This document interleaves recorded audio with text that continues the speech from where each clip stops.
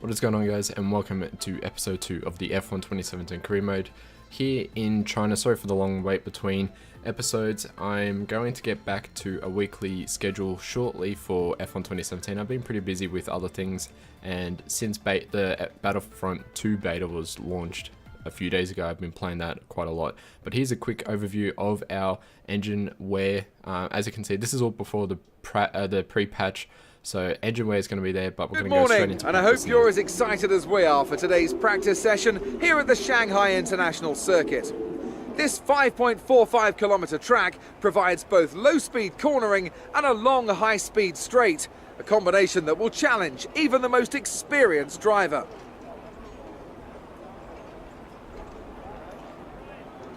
So Anthony, lots to do of course in these sessions, lots of programs to run. What are you looking for when you jump in the car for free practice? Well, you have basic checks first of all. You know, is the car working correctly? What are the track conditions like? And you'll be chasing that as the session goes on. Things like that. Then you start getting into the nitty-gritty of it all, and they become more like test sessions where it's all about gathering new data, testing components, tweaking the setup and so on. So there's only so much actual practice that these drivers need. Most of them will be plenty familiar enough with the track layout, either from previous experience or from the simulator. So here we are for practice at China.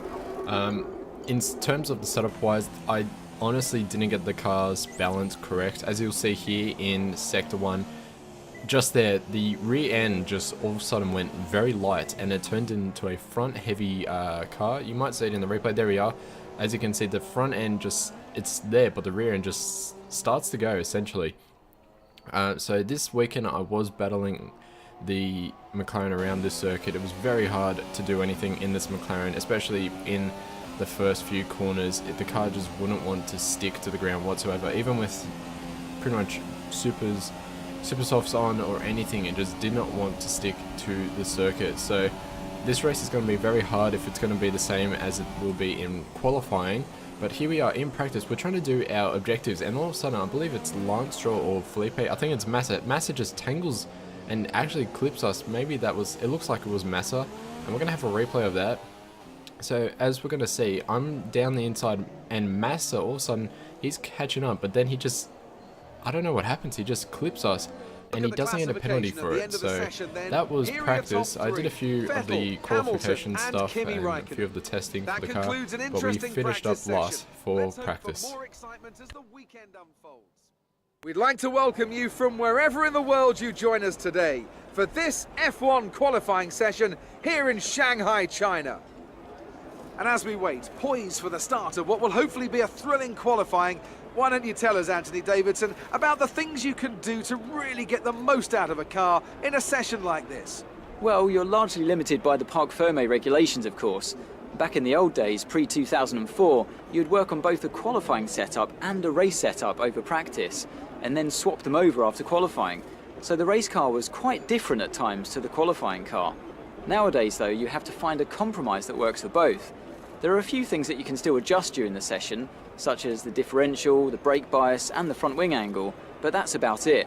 So it's more about optimizing what you do have and adapting your own style to suit the track conditions. So here we are for the qualifying of the Chinese Grand Prix. In terms of the setup, it was the exact same setup I've used in practice. I wasn't entirely sure for a setup for this car. We might be able to see it here. As you can see, I put it on to increase top speed because this car was quite slow on the straight, and the top speed actually provided me to somewhat battle on that long 1 kilometer straight. So I need top speed for that straight, but the rest of the circuit, it does start to struggle. Right, I'll get these changes made. Checks complete. So I need to get a proper setup actually done in the next races, and I think the next race will be Bahrain or something like that. For some reason my driver's hand just goes up in frustration while we're trying to exit the pit. So I thought that was a pretty cool thing to add. But here we are on the our first flying lap. Max Verstappen sets the fastest lap, and I believe he's going to be beaten by a few other drivers before we get to the end of the lap. So here we are on the straight. With DRS, we're just managing to hit 315. There we go. We're about at very close, almost hitting 320 kilometers on the straight. I'm sure other cars are just flying past that number on the straight. But our car's going to be a bit of a struggle to get to that top speed.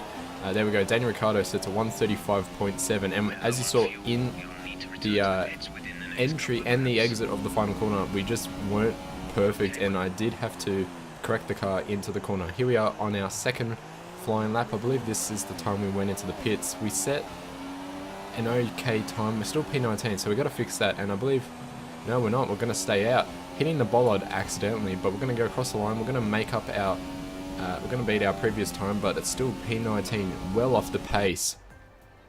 And that was qualifying finished, and I honestly couldn't get much out of the car. It was a handful to drive, and we're going to start last for the race.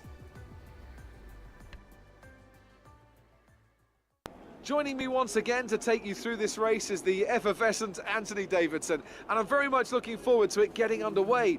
You raced here, of course, didn't you, back in your Super Aguri days in that infamous Chinese Grand Prix of 2007?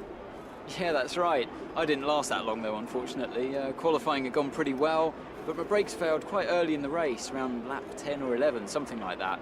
And of course, back in 2004, I was the very first Formula 1 driver to complete a lap of this circuit. Just thought I'd mention that for you, Crofty. You like a good stat. It's a fairly tough circuit on the brakes here, though. You know, it's that long back straight down into turn 14, and then you got turn 6 and 11. They're quite heavy as well. On top of that, managing your front tyre wear is always a challenge around here, so there's a lot to keep in mind during the Grand Prix.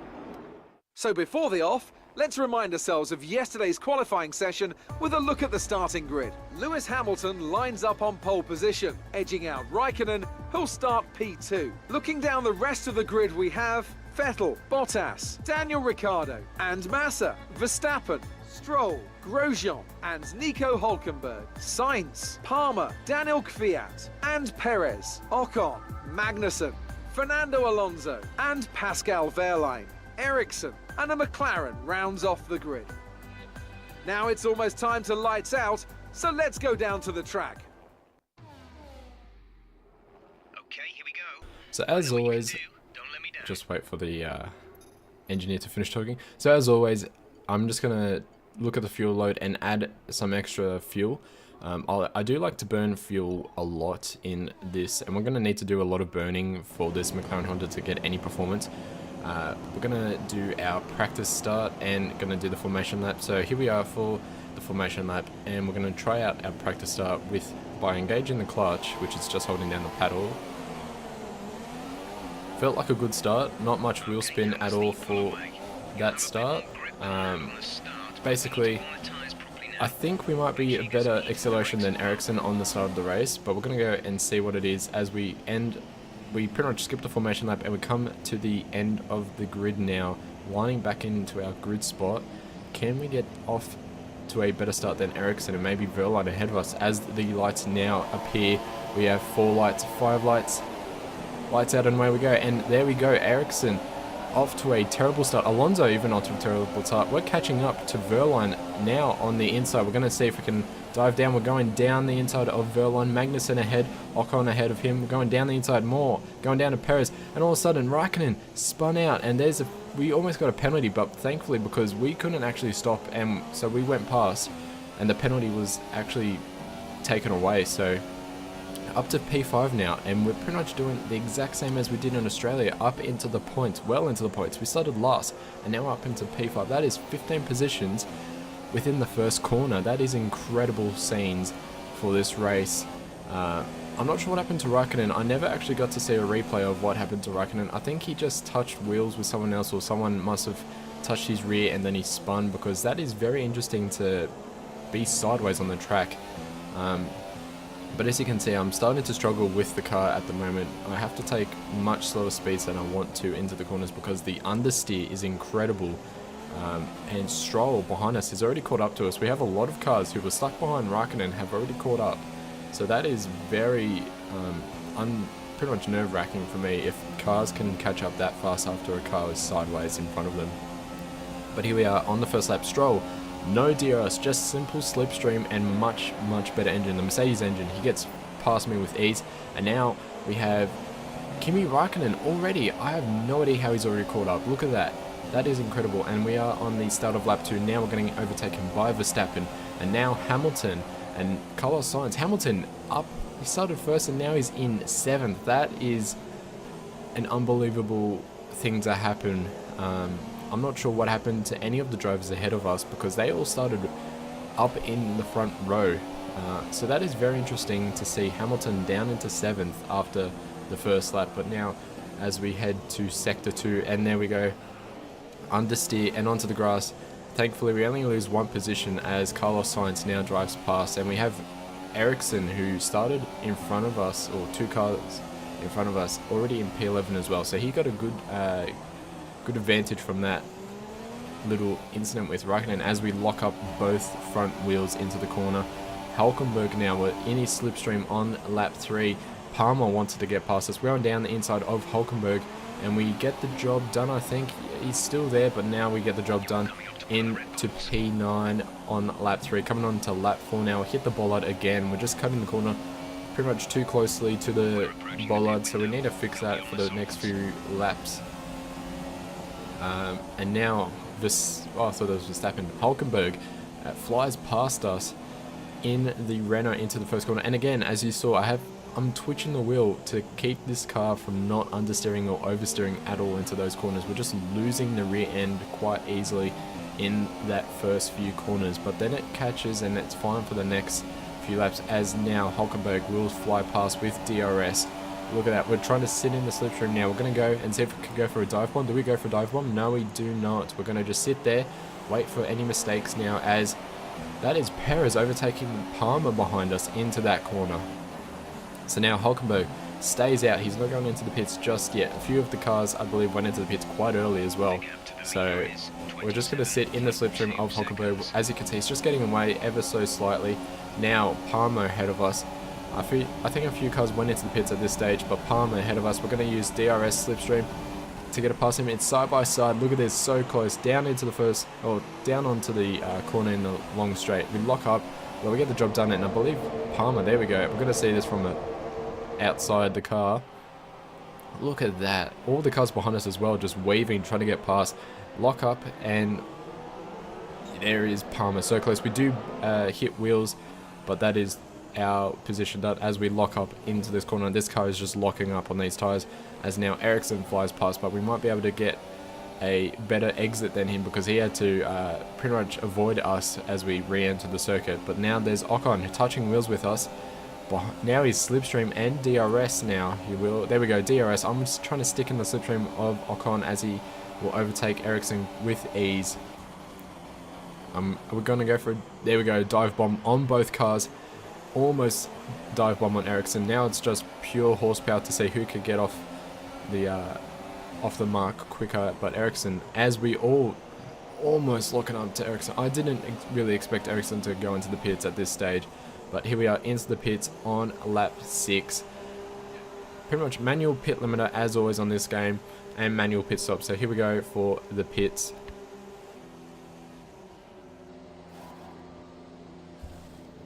All 4 wheels off, all new wheels on when you're running on the softs now.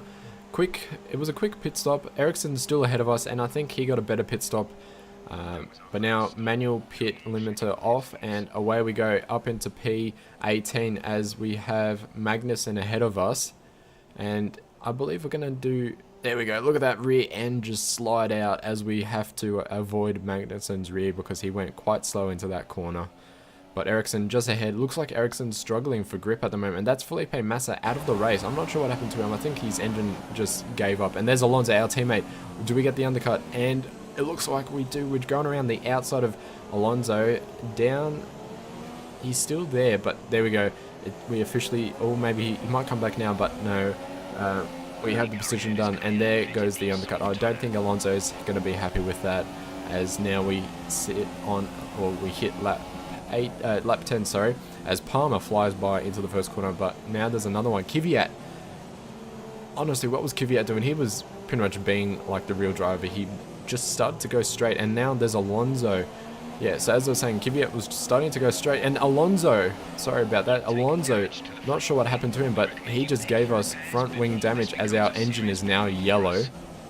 So I'm going to have to pit thanks to Alonso's pretty much correction on his driving. But as I was saying before, Kvyat started to go into the corner and then he just turned, he started going straight again, and then he almost collided with us. But this is going to be on footage of Alonso's engine blowing up. Sorry, 2 races in a row his engine has blown up, and that is unbelievable scenes for McLaren Honda. 2 races in a row. But as I said before the race, this is all before the pre-patch where McLaren Honda's upgrades weren't actually doing anything to the car. So all the upgrades from now on will be after the patch. So this is like a month gap between this video and the patch. So there's Alonso stuck on the side and we're returning to normal speed. The virtual safety car didn't really affect us at all.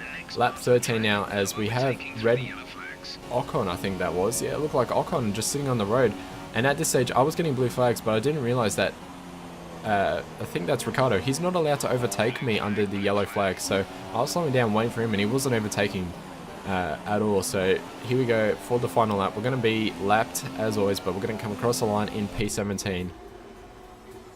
I honestly don't know what to think about this race. We went from P20 to P5 back to P17. The car setup wasn't great for the race, and I don't know what to say about it, but we're going to go and look at the podium. Anthony, what do you think made the difference here? Well, they played the safety car to absolute perfection. There are so many factors to worry about once the race is neutralised. I mean, do you pit for fresh rubber? Do you have the space behind you? How much fuel can you save? If you answer all of those questions correctly, you'll have a good chance. And that's exactly what happened today. So, here they come now, out onto the podium. Wherever you go, anywhere in the world, the prancing horse flags are dominant in the grandstands, and they're out in force again today. It's Ferrari on the top step once more.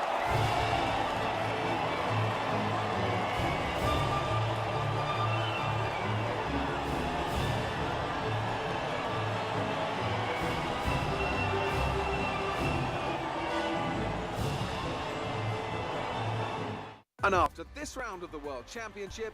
So just looking back on the race, honestly the car setup wasn't great. The car was struggling to get grip into a lot of the corners. We were locking up like crazy in a few of the corners. The long straight didn't help either, so all around the car wasn't performing to its best compared to what it was doing in Australia. But Sebastian Vettel wins the race. Lewis Hamilton not on the podium, which is going to damage him in the drivers' standings so far. But we're going to look at the drivers. Any incidents, a lot of collisions, mechanical failure for Felipe Massa and Alonso. But that has been the race. I hope you guys have enjoyed it, and I'll see you next time for either Battlefront 2 Beta or Formula 1 2017.